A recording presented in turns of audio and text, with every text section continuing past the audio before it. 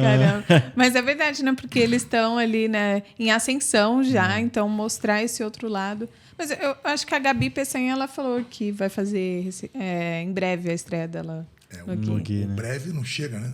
Chega logo esse breve aí, né? A gente quer ver, pô. Estão ansiosos, Verdade. E Dória, você foi para os Estados Unidos quando? Vai fazer 10 anos agora. No início do ano faz 10 anos que eu tô em Miami. E como que você vê assim, a diferença aí dos Estados Unidos, Brasil? Você já chegou lá, já estava bem grande também o jiu-jitsu? Tava 10 anos atrás. 10 anos atrás, é pouco tempo, Treino né? lá na Fight Sport, Cyborg tá lá, acho que há 15, 16 anos, se eu não me engano. Tá bem estabelecido lá. Então, é gigante. O jiu-jitsu nos Estados Unidos é absurdo. Entendeu? A proporção que tomou.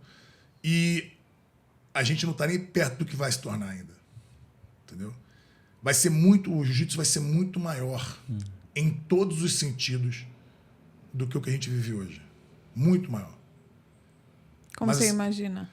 Não é questão de imaginar. É só você olhar, né, como as coisas estão se desenvolvendo, para onde que o jiu-jitsu está indo, como que as técnicas estão se abrindo, como que as regras estão se difundindo, os eventos aonde estão acontecendo. Entendeu? Eu vejo assim, com muita tranquilidade, eu não vejo o jiu-jitsu virar mainstream, esporte tipo futebol, que nem muita gente gosta de comparar. Não vai ser, né? Não vai ser. Porque, apesar de ter muito praticante no mundo inteiro, você tem um esporte, né? Uma arte marcial, é um esporte que é feito para quem treina. O entretenimento do jiu-jitsu, ele é para quem é da comunidade, para quem faz parte do esporte. Nem todo mundo que faz jiu-jitsu assiste jiu-jitsu. Mas todo mundo que assiste jiu-jitsu faz jiu-jitsu. Isso. Tá entendendo? Sim.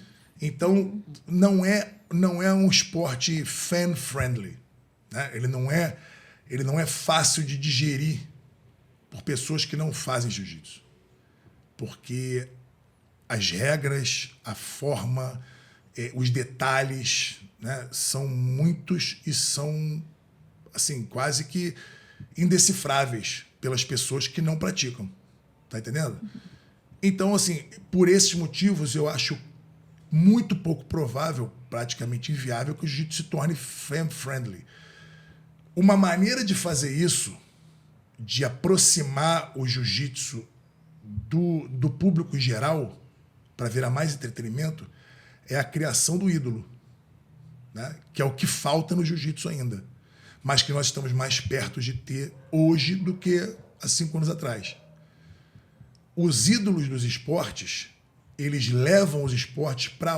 Ele furam a bolha. A tal da expressão do furar a bolha, né, que muita gente usa.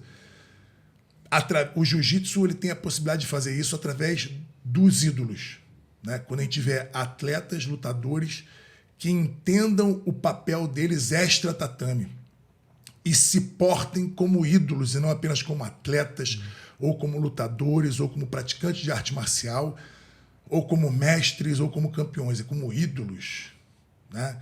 E o ídolo, ele tem um comportamento, ele tem uma maneira de vestir, ele tem uma maneira de falar, ele tem uma maneira de postar, de se expor, ele tem todo um estilo, né? E, acima de tudo, para ele ser ídolo, ele tem que ter um destaque no esporte, para que as pessoas passem a olhar para ele, de fora, né? Quem é esse cara que está fazendo ondas aí no tal do jiu-jitsu?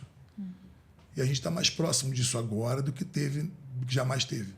A gente nunca teve ídolo. O ídolo do jiu-jitsu, na verdade, ele foi para o MMA para virar ídolo. Hoje a gente tem alguns, né, que tem muita chance, estão num caminho de se tornar ídolo.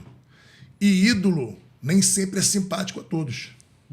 Muita gente torce o nariz pro ídolo. E muita gente fala mal do ídolo porque é difícil aturar o ídolo. Entendeu? Mas o ídolo, ele quebra barreiras, ele fura bolhas. Entendeu? Então, um caminho muito bom, voltando ao início da pergunta, para que a gente alcance mais pessoas e pessoas cada vez menos relacionadas ao jiu-jitsu no dia a dia, é ter ídolos do esporte. Quando você tem um craque do esporte, um craque do esporte, ele transcende. Ele passa a ser amigo do craque do basquete, do craque do futebol, do craque do tênis, porque ele é uma referência no esporte dele, uma referência absurda. E ele se comporta como tal. Ele não é o campeão mundial que fica quietinho, bota a roupinha qualquerzinha do patrocíniozinho e se esconde no canto. Né? Ele é um cara que transcende, que tem um comportamento, que se veste de uma forma que transmite e passa essa magia de ídolo, né? Igual um rockstar, igual uma estrela de qualquer outro esporte. No wrestling, no judô, quem são os ídolos desses esportes que são muito parecidos com o jiu-jitsu? Você não tem. Entendeu? Você vai falar, o Ted Riner, francês lá gigantão, é um ídolo do judô? Ele é um cara que consegue transcender um pouco, mas não muito. Quem é o ídolo do wrestling? Pô, não tem Jordan Burroughs. Tem os caras brabos de tipo o Bo Nickel. Não são ídolos de nada. Assim, são referências no esporte, mas só dentro do esporte, dentro da comunidade. E olha que estamos falando de esportes olímpicos. Muito, muito mais tempo, muito mais desenvolvimento que o jiu-jitsu. Mas eles não criaram ídolos. Sim. Agora, a gente tem, por exemplo, o Gordon Ryan, que é um ídolo para muita gente. A gente tem o Meregali, que está andando no caminho de se portar como ídolo, está sendo incompreendido. Mas o ídolo ele é incompreendido, porque ele tem uma visão diferente. Então, ele está muito... O jiu-jitsu está mais perto por causa de pessoas assim. Aí você tem, por outro lado, você tem o Mika Galvão, você tem o Tainan Dalpra, você tem pessoas que têm um outro tipo de comportamento que também pode chegar a ser um ídolo. O que importa sempre é a autenticidade do cara. É a personalidade, né? É mais do que a personalidade. É o cara ser autêntico, ele ser realmente aquilo que ele, dentro dele, é. Entendeu? E entender que para que ele possa até ajudar mais o esporte, mudar o esporte, ele precisa alcançar outras pessoas. E ele tem que chamar... Vai ser difícil o cara chamar a atenção com a técnica dele apenas ou com as medalhas dele. Mas com os resultados espetaculares, com os feitos inacreditáveis e com as entrevistas após isso ou antes disso, e com a maneira de se comportar, de se vestir, aonde come, como posta, com quem namora, sabe? Ela é uma... Por exemplo, a Ronda Rousey.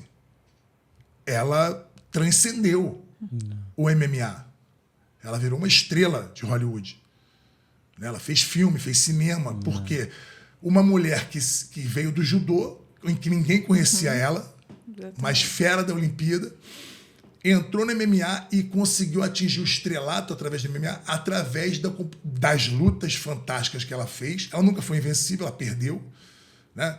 Você não precisa ser invencível, mas você precisa se comportar como um ídolo. Agora ela tinha a maneira dela de falar, a maneira dela de lutar, chamava atenção. Ah, Vitor, mas o MMA é um esporte que dá para entender melhor. Sim, é mais fácil você criar ídolos no MMA do que no jiu-jitsu, sem dúvida nenhuma.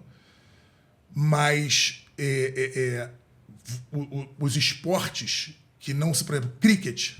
Você já viu alguém jogar cricket? Não. Sabe onde é que o cricket é muito famoso? Na Índia. O melhor jogador de cricket do mundo, ele está na Índia. Se ele chegar aqui em São Paulo hoje, ninguém nem vai olhar pro cara. Ninguém sabe quem ele é. Porque o esporte não existe aqui. Prática não existe, entendeu? Se você for na Índia, esse cara não pode sair desacompanhado. Cara. Não pode sair desacompanhado. O cara é muito mais ídolo do que o Messi é na Argentina, ou tanto quanto. Porque o cricket é o esporte nacional da Índia. Então esse cara é um ídolo na Índia, mas ele não transcendeu. Tanto é que se ele chegar aqui, ninguém sabe quem ele é. Tá entendendo? Agora, aonde o Messi chegar, todo mundo sabe. Mas, Vitor, você está falando do futebol. Como que um cara do jiu-jitsu, aonde ele chegar, ele vai ser reconhecido? Atingindo esse status de ídolo e se associando a outros ídolos. Como, por exemplo, o Gordon tá coladão com o John Jones, fazendo um monte de collab. A gente não viu isso esses últimos tempos? Isso é um caminho para a idolatria, para se tornar um ídolo para as pessoas idolatrarem. E quando eu falo idolatrar, não pensa no sentido negativo da palavra, mas no sentido assim, de admiração. Cara, olha o que esse cara está fazendo através de jiu-jitsu, onde ele está chegando. Né? Eu tô dando o exemplo do Gordon porque é o exemplo óbvio. Né? É o exemplo mais claro, mais óbvio. Mas o que falta hoje, e que as pessoas estão começando a entender, é a postura do cara que vê além do palmo na frente do nariz e fala, eu posso me tornar uma referência dentro do esporte e transcender o esporte através da minha atitude. Que muita gente não vai gostar. Mas o cara que está fazendo isso, ele não está preocupado com o que as pessoas pensam dele. Ele tem uma visão muito além ali de eu quero transcender. Eu quero levar para outras massas, para outras pessoas. Então, me alongando demais na resposta da pergunta que você fez, o caminho melhor do jiu-jitsu para atingir essas massas, na minha opinião, é o ídolo. É a gente ter a criação e o entendimento do atleta que pode, assim, eu posso me comportar como um ídolo e através do esporte, começar a transcender para outras camadas.